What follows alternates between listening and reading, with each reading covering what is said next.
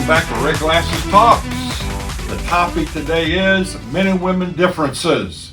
We're going through a series about 10 weeks, and we're focused on and looking at 8 major differences between men and women.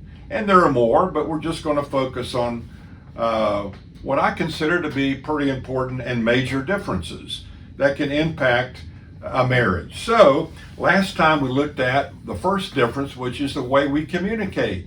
We're different. We communicate differently. Today we want to look at the way we deal with our feelings or our emotions. Women, again, the key word here is tend. There are always exceptions. Women tend to be in touch with their feelings first and their thoughts second. Tend to. Men, on the other hand, tend to be in touch with their thoughts first and their feelings second. Maybe.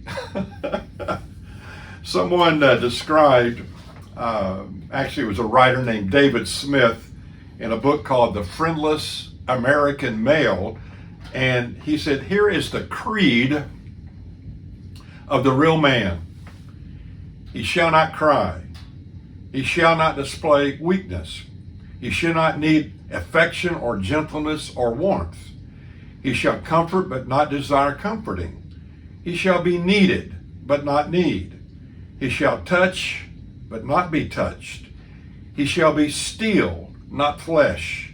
He shall be inviolate in his manhood. He shall stand alone.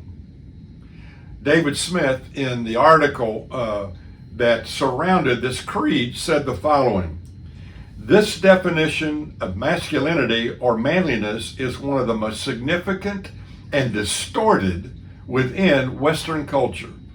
A masculinity that is detached, unemotional, and uninvolved is not masculinity at all. So, when women, here's the problem, when women share their feelings, he thinks it's her thoughts and he panics. On the other hand, the woman only hears thoughts and often feels like they're miles apart. So how do you bridge the gap? Well, there's more to this than just what we can do in a couple minutes here. But there was a very interesting study done at Harvard, and this is some of the remarks on this issue of feelings.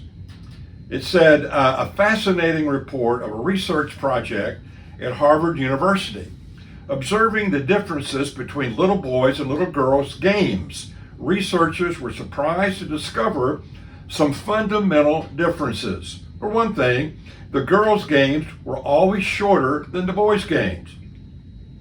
They always noticed that the little boys preferred games with lots of rules. The observer discovered, to her great interest, that the boys appeared to have about as much fun discussing infractions of the rules as they did actually playing the game. In the little girls' games, if there was a quarrel, the girls were more likely to end the game rather than risk a fracture in the relationship.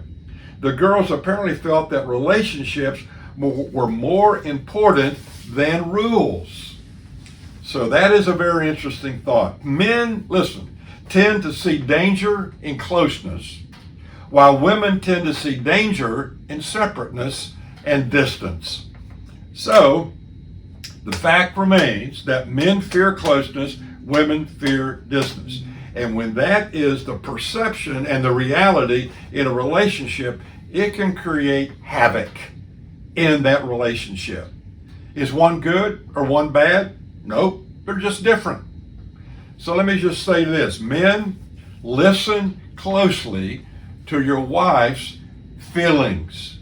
And secondly, learn to express your feelings and your emotions.